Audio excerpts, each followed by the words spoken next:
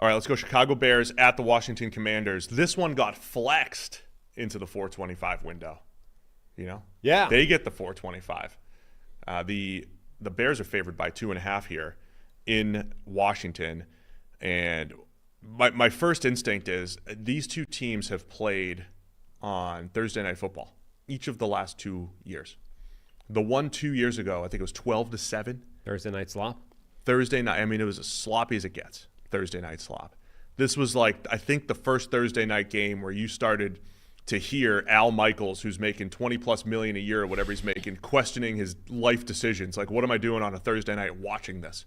And then I think it was like back-to-back with that Colts-Broncos overtime game that was like 12-12 or whatever. I'm just remembering the bad prime games, but this is one of them. And so I have to say, look at how far these franchises have come. A battle of the top two quarterbacks, Caleb Williams, hopefully Jaden Daniels gets to play. Hopefully, the top two quarterbacks. But this is why it was flexed.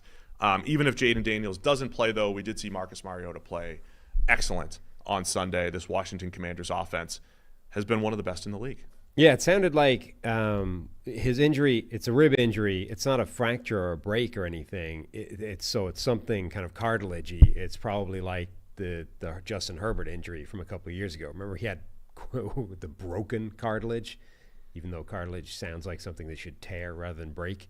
I mean, he played on during that, right? Even in the same game. And I don't think it's necessarily been confirmed that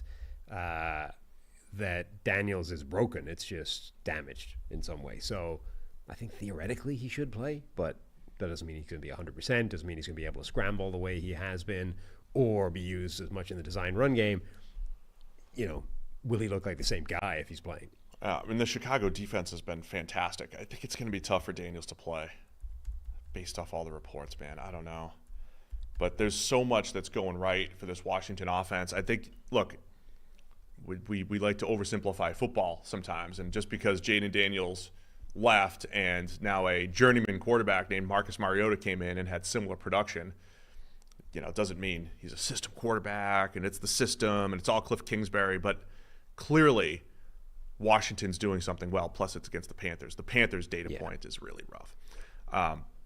But they're doing a really nice job of running the ball, setting up open throws in the throw game, Sam.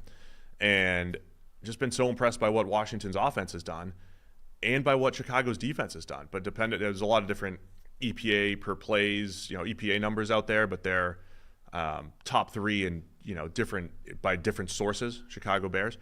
And they really have been different. We didn't know if they were going to be able to carry this over into this year. The difference that they had down the stretch after they traded for Montez Sweat, they've carried the strong defense into the season.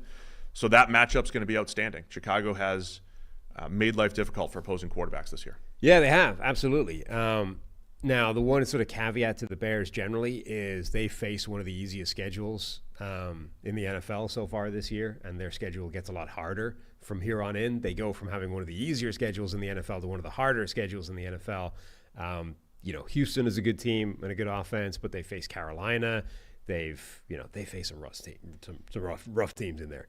And if they face Washington without Jaden Daniels, that's another break in their direction. So that, maybe not in this game, but that will definitely be something to kind of keep an eye on for the Bears is does the improvement and the feel-good vibes and the positive trajectory continue when they run into some better sides? You could say that same thing now about Caleb Williams. Love the way he's played the last couple weeks. Both games were against the Panthers and the Jaguars, bottom three pass defenses in the NFL right now.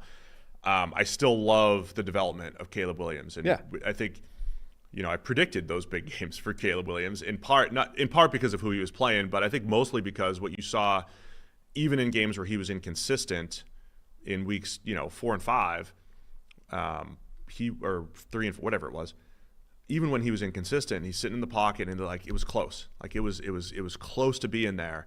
And you see the game against the Jags in London a couple weeks ago, where you've got some of the downfield throws. They're scheming up a couple open ones. He's making a few of those magic outside the pocket plays. It was just a really good combo of what you'd expect from Caleb Williams. And you didn't see that as consistently early in the year. I think his comfort level is through the roof. I think his natural feel and playmaking is shining in the last couple outings rather than, feeling like it's, he's feeling his way through it. So I can't wait to see if that continues. Now, again, this will be the third straight bad defense. Like, Washington's defense is still not good. Yeah. Right? So if Jaden Daniels was out there, is that shootout potential? This is where, like, the Bears might actually have the advantage because they have a much better defense, and Caleb Williams trending in the right direction against this Commanders defense. I think should have success. Yeah, I do wonder if this Washington defense can get itself together over the course of the year, though. Like, it has better talent than it showed certainly early in the season, and like, remember, they changed so much this offseason, and we were talking big picture. That gives them this incredibly broad range of outcomes because sometimes that'll take time to gel, sometimes it can click right away, like whatever. Obviously, as a team, it's overall clicked right away. Jaden Daniels in particular, like, he's changed everything, and suddenly this team looks like it could be a playoff team, could win the division, could make noise. The defense is lagging behind, but maybe that's the side that's going to take a bit longer to gel, and maybe over the course of the year, the defense can actually improve significantly. With Dan Quinn, who did extremely good work as a defensive coordinator in Dallas, playing to the strengths of his players, et cetera. Like, maybe the defense is just going to take longer than the offense to come together, but doesn't necessarily mean that it won't happen this year. It just didn't happen week one the way the offense did. You're absolutely right. I mean, it's tough to analyze that sometimes. Again, last year at this time, we were looking at the Denver Broncos and reciting all of the records that they had broken through 6 or 7 weeks at futility records, right? Most yards allowed, points allowed. They gave up 70 to the Dolphins, and before you know it, they were like shutting down the Chiefs' offense, looking great. Don't worry about it. Just making sure there's not like a tornado outside or something. No, I think something is rolling on the floor. Someone's just moving a chair. Okay. I do miss Austin Gale doing like Oklahoma drill up there. I do miss those days of hearing that. So anyway, the point is, if you're right though, and Dan Quinn and the defense and the comfort level starts to improve, and they're not as bad as they were the first 6 weeks of the season, Washington becomes even more dangerous as long as the offense maintains their standing. So Chicago's defense, really impressive when you look, again, using like the PFF grades or analysis.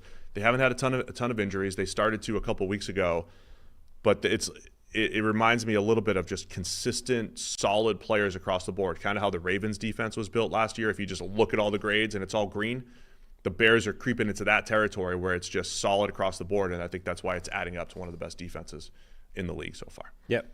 All right, man, let's make a pick. Bears by 3 here on the road in Washington.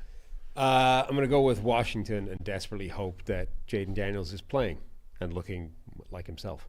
I'm going to get bullied again. John T. in the chat says, I never pick that I hate Chicago. And not so much bullied, but I started talking myself into peer pressured into Chicago. Yeah.